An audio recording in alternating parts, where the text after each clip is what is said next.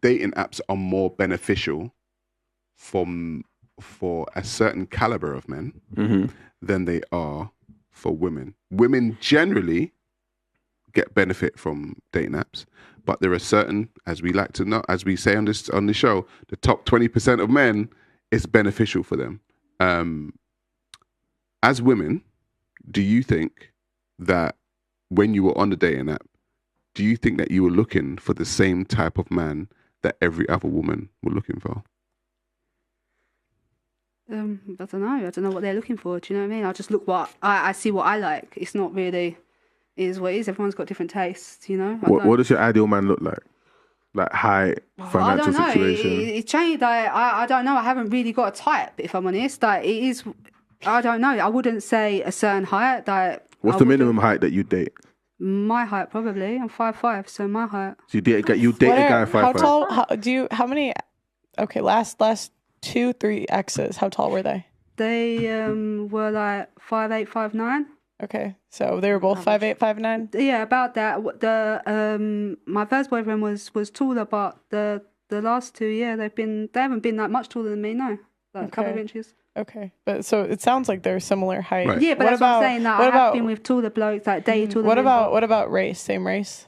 No, mixed. Were they both mixed? Not like mixed races, but it's like, just a mix. That I'm not a racist, so I'm up for, you know. I love how you articulate that. I'm not a racist, so you don't discriminate. It is what it is. I'm not a racist. Oftentimes girls like will say they don't have a type, but if I look at their exes, they kind of look the same. Right. Yeah, no, I get that. But then I think sometimes you can have... They might have a one-off, but like usually it'll be like this guy, like similar, one-off, similar. Or like only certain blokes make it past a certain stage, you know? I get that. It's just I don't know. I think I'm quite varied with that. I don't think you could look at my dating history and see a pattern, if I'm honest. You don't think that women like the guys that other women want? Yes.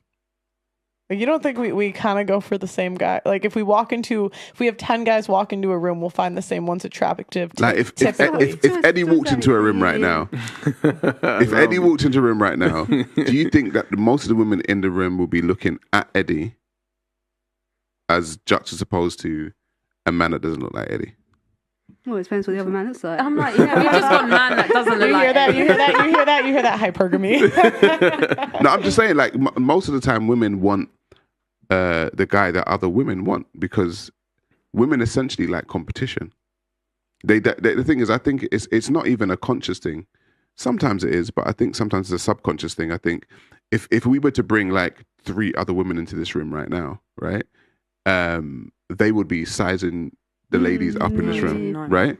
They would be like, oh, what is her hair like? Is she got makeup on? Do you know what I mean? Like, what's she wearing? Like, women like competition. Like, that's how they are. And the thing is, they're in that competition because of men.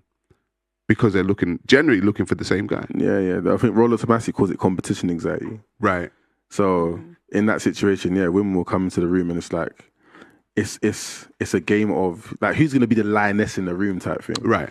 But then for the guy, if that same guy walked in with, like, let's say 2 attractive women, then all the women start to get curious as to why is he with those women? Yeah. Now, and why do they like him? Attractive? What makes him so attractive? Yeah. And that's when they start calculating and trying to understand what this guy's about. So yeah, it's very interesting how women behave in those environments. Do you think that, I'm curious, if you see a guy, his ex-girlfriend, like you're interested in a guy and you see his ex-girlfriend was morbidly obese and a single mother with 3 kids from 3 different dads, does that change your opinion on him, or are you equally interested in that? Changes my opinion on him, because it's about choices. It's about like what sort of level have you been operating at? Not in a rude way, but who have you chosen to be with? That's not necessarily just based on aesthetics, but if a man is willing to go with a woman who's got several fathers to her children, to me, you're not making the choices that are... Well, what if to me, like, he might not have any other option, right? Who would pick then that? Do you need to look at your choices and how you ended up with that man? Yeah. Or is it that some guys will end up with females that it's easier for them because they like control or power? So if you look at a lot of relationships that are like unfortunately like abusive in whatever way, whether that's mentally or physically. It's a control element where they'll go with women who are more vulnerable, who don't have that confidence, who are insecure, because it's easier for them to... And bigger girls. Men like doing that with bigger girls. Get what they want out of those women. And Sorry, say that again? I think a lot of girls in toxic relationships are toxic themselves. 100%. And they abuse back. 100%. Like, I don't find that it's often, like, the vulnerable ones. Like, I just find that, like, it's the equally toxic ones. I think narcissists, and there's a lot of studies on this, that narcissists attract empaths. Yeah, so that's where that comes from. If you've got someone that and there's numerous studies about this. You can look online about this. There's numerous shit about this online. So you see, when it comes to like the whole dating app thing, it's so crazy to me. Like actually looking at the whole dating app data and the way in which human beings interact. Is it easier to portray yourself? Well, we already know. Is it easier to portray yourself as somebody else? And when it's time to meet that person, if you guys been on a dating app, because I haven't, have you met somebody from a dating app and then been like, this person is nothing like what they say? Not physically. I'm talking about the quote unquote vibe. The vibe. I just think social media in general is all about perception. Yeah. Like perception is king. So people do things to paint a certain perception of themselves, but that may not necessarily be a reality of the situation. I think when I was studying decision and consumer science, there was a public sphere and a private sphere. So now in this digital world, people have multiple realities that they can kind of create for themselves. Right. So there's the digital reality. It's like an avatar. It's like an avatar, exactly that. So there's the digital reality and there's the real world reality. Right. The digital reality is where you get the people on like games like Second Life, where they've just created this fantasy of who they are and what they're aspiring to be, and to some degree they think that's them. And then you meet them in the real world, and it's nothing like it. So the energy and the vibe is all different. Have you ever met a girl that seems really sweet, and then you look at her Instagram and it's just ass? What, as in met her in person? Yeah, and then like met her in person, and you're like, oh, she seems so innocent. Perception changes like that, literally like that. And then you see like her Instagram, and it's crazy, because that's happened to me a couple of times on the show, where a girl will come in, I'm like, oh, she's such a sweetie. And then you look at her Instagram, and then I have her Instagram, I'm like, oh my god, like what on earth? Seriously. Which makes you like ask the question: why, if you are this innocent, cool, chill person in person, why do you feel the need to show that? Because people are insecure, and the internet and social media makes people go into this world where they're competing with each other, and majority of these people are not even happy. A lot of the people that post certain things, they might not even be enjoying, they're just going with the crowd because people don't want to think outside of the box, and because they feel like they might be lonely, or they're not with the crowd, the in crowd, or this, that, the other.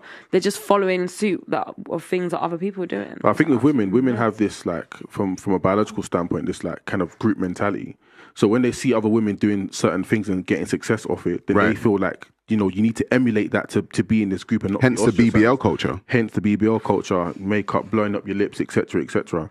So you don't want to be ostracized from any group. And if you see a certain group of women getting success doing certain things, and you think, okay, that's what I need to do to get the man that I want. It's the same thing with what men will say. We want natural women who have natural beauty, but then women will say, but you fuck the girl with the fake bum and the big breasts. Yes. That was a fuck. They weren't going to wife her. And again, we say this on a regular basis. There's certain women that there's a caliber of woman that we'd fuck and a caliber of women that we'd wife. We tell you the caliber of women that we'd wife, but you see what we go for in terms of just quick interactions, and you seem to assume that is what men want. When in reality, but the thing is, right, on the flip side of that is because the society in which we live in is a have sex culture. We are living in the hookup culture. We are living in the hookup generation, right?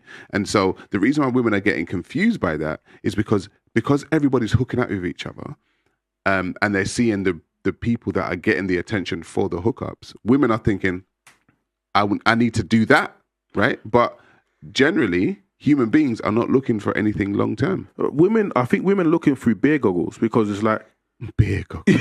Because to me, what you should be paying attention to is who the women that are married, and it's not the ones with BBLs and blowing up lips. No, if you look at the women that are married, they're not even like 10s. They're like just like. See, this is where I disagree. Go on. This is what's confusing to women, and I understand, like, from my point of view, that a lot of times the girls that are married are just bad wives. But I've had girls on the show that are married, and I look at their Instagram, and they're thotting it up on Instagram, and it's like men put up with a lot of shit, and it's because men are effeminized, though. Pal. No, I agree, but I'm saying, like, there's a lot of bad, like 1 out of 4 marriages are sexless. Yes. Those girls still get a ring. They're sexless. I hear that, but then these women don't look like the BBO, like they ain't the Kim Kardashians, the blown up bums and big lips. They're not those girls. Like those are the girls that men just fucking get rid of. So cool, those women exist and they're doing the madness on Instagram, but they're not the ones who have the cosmetic work done. Yeah.